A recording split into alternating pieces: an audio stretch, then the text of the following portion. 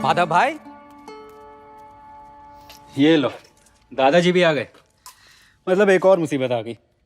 क्यों भाई, मुझसे क्या डर है तुम्हें?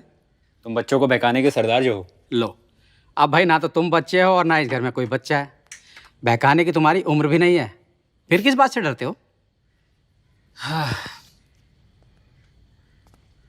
एक बच्चा जो घर में ले आया हूँ। बच्चा? कैसे? मेरी पत्नी एक लड़का गोद लेने के लिए पागल हो रही थी। अरे वो तो कई दिनों से सुन रहा हूँ, पर तुम तो कोई बच्चा गोद लेना ही नहीं चाहते। हाँ, तुम तो जानते ही हो भाई, मैंने बड़ी मेहनत मशक्कत से रुपए जोड़े हैं। जाने कहाँ से कोई पराया लड़का आके मेरी मेहनत की कमाई को बैठे बैठे उड़ाता रहेगा, ये बात सोचकर भी डर लगता था।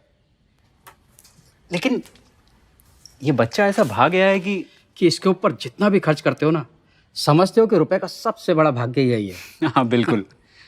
पहले पैसा कमाना मेरे लिए एक नशे की तरह था, बिना पैसा कमाए चैन ही नहीं पड़ता था।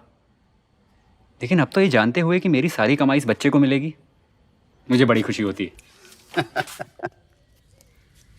पर भाई ये तो बताओ, ये बच्चा मिला कहाँ पर? गांव के रिश्ते से मेरी पत्नी का भतीजा है। छोटी उम्र में उसकी माँ गुजर गई और अभी कुछ दिन पहले उसका बाप भी। भाई फिर तो इस बच्चे को मेरी सख्त जरूरत है।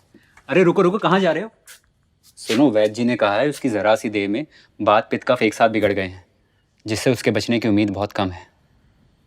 बस एक ही उपाय बचा है, उसे इस जाड़े की धूप और हवा से बचा के रखना होगा। लेकिन बच्चों को घर से बाहर निकालना ही तो तुम्हारा खेल है, इसलिए तुमसे डर लगता है। झूठ नहीं बोल रहे हो तुम, बहुत डरावना हो गया ना मैं, जाड़े की धूप और हवा की तरह।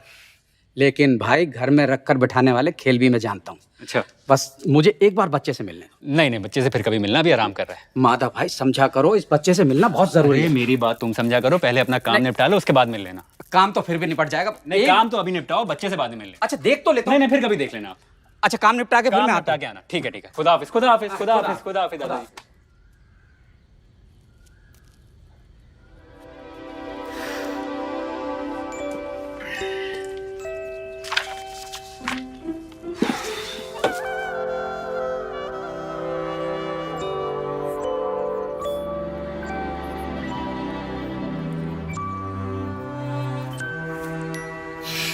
अमल,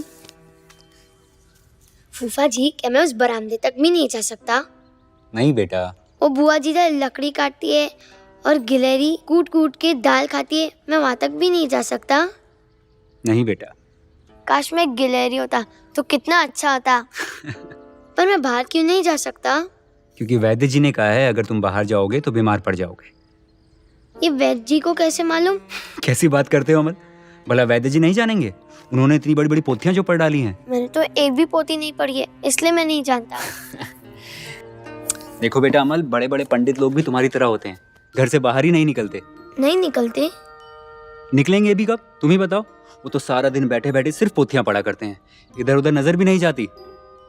अमल बेटा, बड़े होके तुम भी पंडित बनोगे, इतनी सारी सारी पोथियां पढ़ा करोगे, लोग तुम्हें देख के अचरज में पड़ जाएंगे। नहीं नहीं, मैं पंडित नहीं बनूंगा, हरगिज नहीं बनूंगा। कैसी बात करते हो अमल, अगर पंडित होता तो मैं तो धन्य हो चुका होता।